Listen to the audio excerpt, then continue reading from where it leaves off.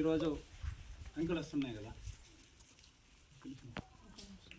స్వామివారి విగ్రహాలు కోటవారి ఆదేశంతో తీసుకున్న తర్వాత అభిషేకము, అదేవిధంగా సంప్రోక్షణ, అభిషేకము మరియు అదేవిధంగా కళ్యాణం చేయడం జరిగింది. ఈ యొక్క వెంకటేశ్వర స్వామి తుమ్మలకొండలో ఉన్నటువంటి ప్రత్యక్ష దైవం. ఇక్కడ అనేక మంది ఈ ప్రాంతంలో ఉన్నటువంటి వాళ్ళందరూ కూడా ఇక్కడ వచ్చి స్వామివారి ముక్కుంటుంటారు. అలాంటిది ఇక్కడ జరిగినటువంటి చోరీ కారణంగా అపవిత్రం జరిగిందని భావించి ఇక్కడ ఉన్నటువంటి గ్రామ పెద్దలు, కమిటీ మెంబర్లు అంతా ఆలోచించి విగ్రహాలు తీసుకొచ్చిన తర్వాత ఇక్కడ సంప్రోక్షణ చేయాలని నిర్ణయించడం జరిగింది. ఆ కార్యక్రమం స్వామివారి అనుగ్రహంతో, స్వామివారి ఆశీర్వాదంతో ఈరోజు విజయవంతంగా ముగించుకోవడం జరిగింది. గ్రామ పెద్దలు అదేవిధంగా ఈ కార్యక్రమం దగ్గరుండి నిర్వహించినటువంటి లక్ష్మీపతి రెడ్డి దంపతులకు మరియు వారి కుటుంబ సభ్యులందరూ కూడా స్వామివారి ఆశీస్సులు ఎప్పుడు ఉండాలని చెప్పి ఆలయ కట్టుకు తెలియజేసుకుంటున్నాం. అదేవిధంగా కిందన అందరూ కూడా భోజనం వసతి ఏర్పాటు చేసింది కాబట్టి కళ్యాణం తర్వాత అందరూ కూడా భోజనం చేసి వెళ్లాల్సిందిగా కోరుకుంటున్నాం. అదేవిధంగా ఈ కార్యక్రమాన్ని ఇంత పైకి, ఎందుకంటే చాలా గుళ్ళకి వెళ్ళి అయ్యగారులు అందరూ వస్తారు, కానీ స్వామివారు కిరణ్ కుమార్ స్వామి గారు వేంపల్లి నుంచి కొండపైకి వచ్చి మాకు ఇక్కడ అదేవిధంగా పూజ నిర్వహించినందుకు స్వామివారికి మా యొక్క ఆలయ కమిటీ తరఫున ప్రత్యేకమైనటువంటి కృతజ్ఞతలు తెలియజేస్తున్నాం. అదేవిధంగా స్వామివారి కుమారస్వామి గారికి కూడా ఆలయ కమిటీ తరఫున ప్రత్యేకంగా కృతజ్ఞతలు తెలియజేస్తున్నాం. ఎందుకంటే కింద చేయడానికి వస్తారు కానీ స్వామివారు పైకి రావడం మా అందరికి కూడా అదృష్టం. చాలా రోజుల తర్వాత మేము ఇక్కడ కళ్యాణం ఎప్పుడు చేసారో తెలియదు, కానీ మేము కొండ మీద కళ్యాణం చేసుకుంటాం. మా కళ నెరవేర్చినందుకు ఆ భగవంతుని కూడా మరొకసారి ధన్యవాదాలు. మా యొక్క మేము ఇప్పుడు రుణపడి ఉంటామని చెప్పి సందర్భంగా తెలియజేసుకుంటాం. ఓం నమో వెంకటేశాయ. మొట్టిని పూలుగా మార్చుకొని ఇటు ఇసిరేస్తానంట. వెంకటయ్య నీకే అంటే పని ఇక్కడ చేస్తున్నా, అందుకే ఏ పని చేస్తున్నా శివ శివ నారాయణ నారాయణ అనుకుంటుండాలా. అందుకే ఆడవాళ్ళు వంట చేస్తుంటే నారాయణ నమ శివాయ అంటే వంటకు మొదటి రోజు వస్తుందంట. బట్టలు పిండుకుంటా ఉంటే నమ శివాయ అంటే బాగా తెల్లగా మెరిసిపోతుందంట. అంటే సబ్బు వేయకుండా అని కాదు, ఎందుకు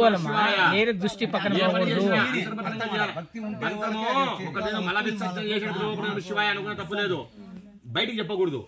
అంతర్భద్రంగా లోపల దేవుడు ఉన్నాడు, నీలోనే ఉన్నాడు ఆయన.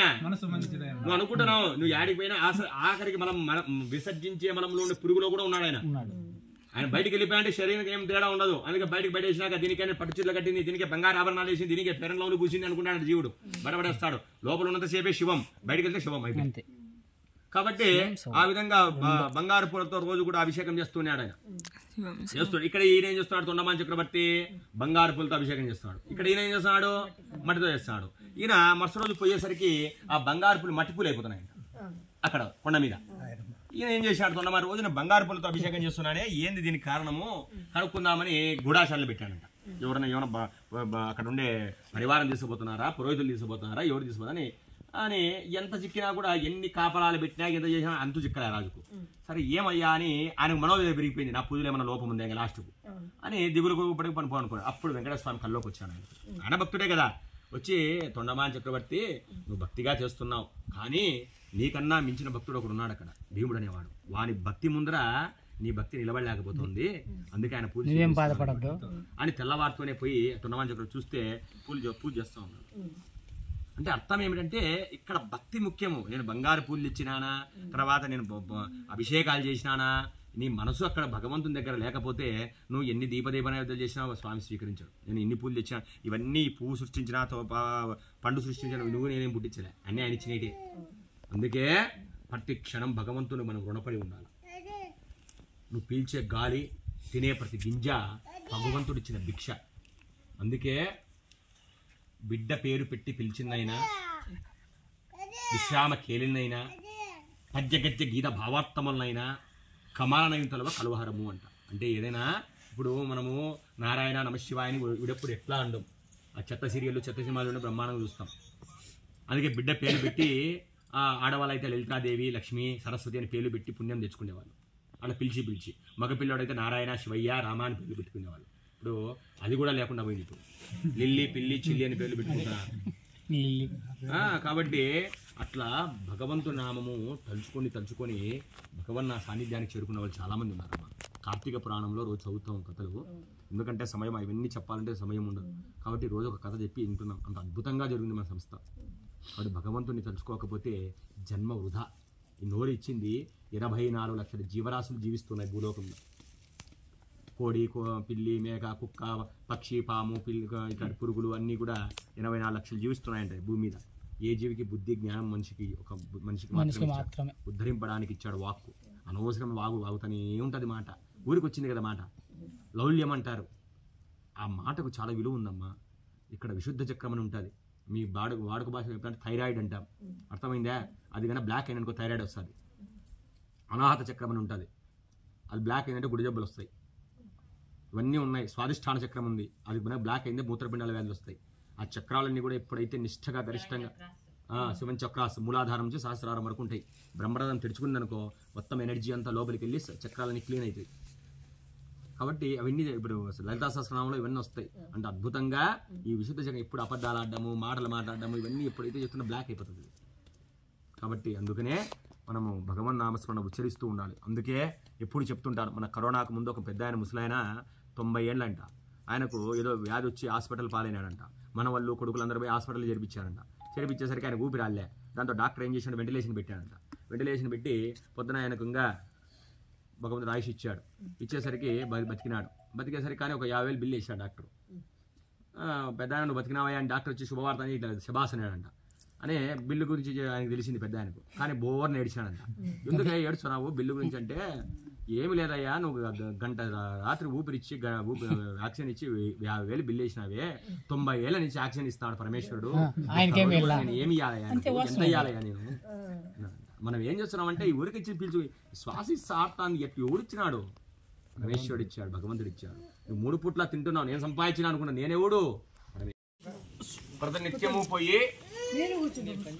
తినకముందే తినకపోయిన స్నానాది సంధ్యాది కార్యక్రమం నిర్వర్తించుకొని కొండ మీదకి పోయి స్వామి వారికి రోజు కూడా బంగారు పుష్పాలతో అభిషేకం చేసి తిరిగి వచ్చేవాడు. రోజు కూడా ఇట్లా రోజు చేస్తూ ఉండేవాడు. స్వామి యొక్క కృప వల్ల రాజ్యం అంతా కూడా బాగా క్షాత్మకంతో పరిపాలిస్తూ ఉన్నాడు.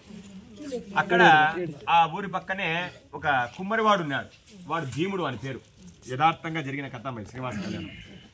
ఆయన మహా వెంకటేశ్వర స్వామి భక్తుడు. ఆయనకు పాపం చిన్న కుటుంబం ఉండేది. ఆయన కష్టపడి కుండలు తయారు చేస్తేనే కుటుంబ పోషణ జరుగుతుంది. ఆయనకి ఏం జరిగేదంటే ఎప్పుడు కూడా వెంకటేశ్వర స్వామి సేవ చేయాలా, ఆయన దగ్గర ఉండాలని ఆయనకు విపరీతమైన కోరిక. కానీ అట్లా వెళ్తే ఇక్కడ కుటుంబం అంతా ఏమవుతుంది, ఇబ్బంది పడుతుంది. కాబట్టి ఆయన మట్టి పిసికి కుండలు తయారు చేసుకొని రోజు వచ్చే డబ్బు పైకంతో కుటుంబాన్ని పోషించుకుంటూ కూడుకున్నాడు. కానీ ఆయనకు విపరీతమైన దాన్ని ఏమంటామంటే భక్త్యోన్మాదము అంటారు. అంటే విపరీతమైన భక్తి. భక్తులకు అలాగే ఉంటుంది. మనకేంటంటే మనకు చూసేది ఈ భక్తి. మొన్న ఒక తనిఖీల భరణి చెప్తున్నాడు, ఆయన మహాశివభక్తుడు. నాకు బాగా ఇట్టన్నీ వింటూ ఉంటాం మేము కూడా. ఎవరు భక్తుడో వాడిని పట్టుకుంటున్నాం. వాని యొక్క ఆయన ఏం చేస్తాడంటే నిత్యం కూడా శివునికి సాన్నిధ్యంగా ఉండి చాలా అద్భుతమైన భక్తుడు. ఆయన ఏం చేస్తున్నాడంటే ఒకరోజు శివునికి అభిషేకం చేస్తున్నాడంట. శివునికి అభిషేకం చేస్తూ వాళ్ళ భార్య గోంగూర మీరేమంటే పోపు పెడతా అంటే నేలకు చూయిందంట.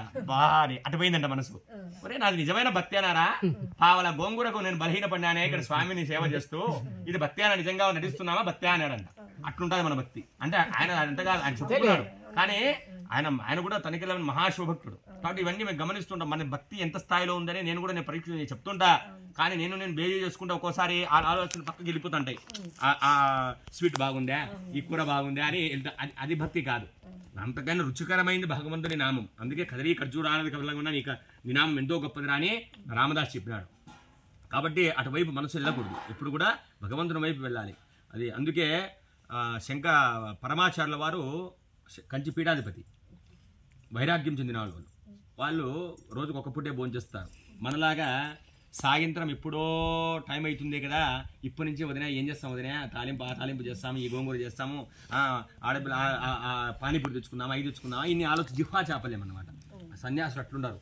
ఎప్పుడు ఆకలైందనుకో దీనికి ఏదో రోగం ఉంది, దీనికి ఒక మెడిసిన్ వేయాలని ఏదో ఉంటే తినేసి శరీరాన్ని నిలుపుకుంటారు. అది వాళ్ళ యొక్క సంస్కారం. అలాంటి పరమాచార్యుల వారు సాక్షాత్ పరమేశ్వరుని అంశతో జన్మించినాడు. ఆయన ఒకరోజు వంట వండినాడంట. వంట వండితే తోటకూర పప్పు ఏదో చేసినాడు, ఆకుకూర పప్పు. అది రుచిగా బాగుందని ఇంకోసారి ఏడ్చుకునేసరికి ఆయన ఏం చేశాడు, వంట చేసేవాడు బాగా కూర బాగున్నట్టుందని 3-4 రోజులు వరుసగా చేశాడు కూర. చేసేసరికి ఆయన అర్థమైంది. ఇంకా దాంతో 3 రోజులు వాకులు వేసుకొని బయటికి కూడా రాలేదంట. ఏమైంది స్వామికి అని చూస్తే నేలకి మీద వాత పెట్టుకున్నాడు ఆయన.